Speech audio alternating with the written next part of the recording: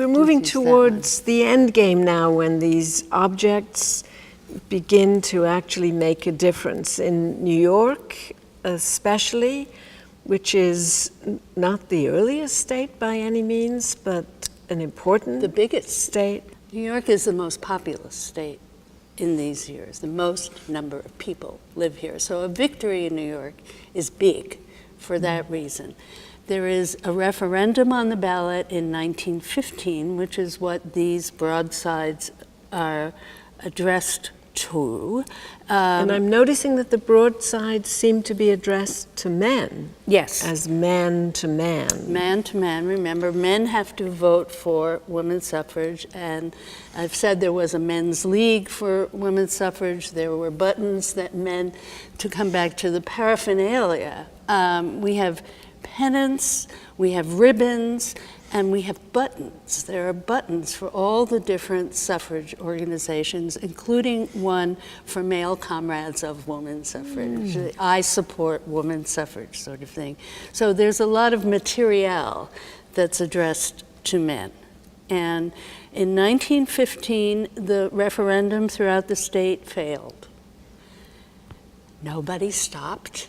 People redoubled their efforts, and the same process happened in 1917. November 1917, there was a second referendum in New York State, and this time it passed. And the passage of the New York State referendum is so important in our national history. I'm surprised there isn't more fuss made about it, because it was the tipping point on the road to finally having a constitutional amendment for women's suffrage. In New York, there were so many people that when New York women got the right to vote, it doubled the number of women in the whole country who could vote. Wow. So it made a huge difference. An enormous difference. And then, of course, that's 1917, and Right. 1919, Congress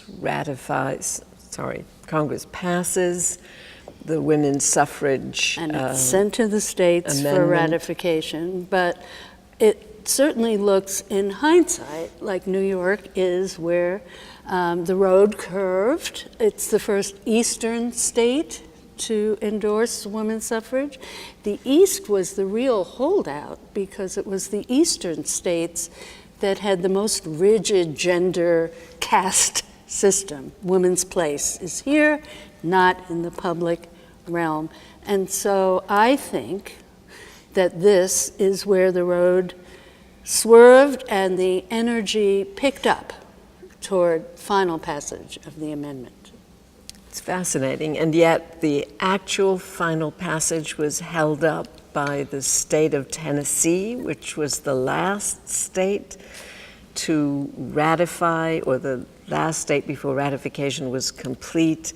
And here we have some perhaps true and false stories about ratification. Well, many true and false stories. It brings me back to the idea that the suffrage story, wherever it is in America, is always a local story, in addition to being a national story. So the suffrage story in New York City is very much about who lives here. That's why the immigrants are so important, pro and as objects of fear by the voting public. That's why the moneyed interests that live here and the media that is here, this is the center of all of that, is so open to exploration about the particular neighborhoods and the particular places. And the same is true across the country. So Tennessee is the home of Jim Beam whiskey.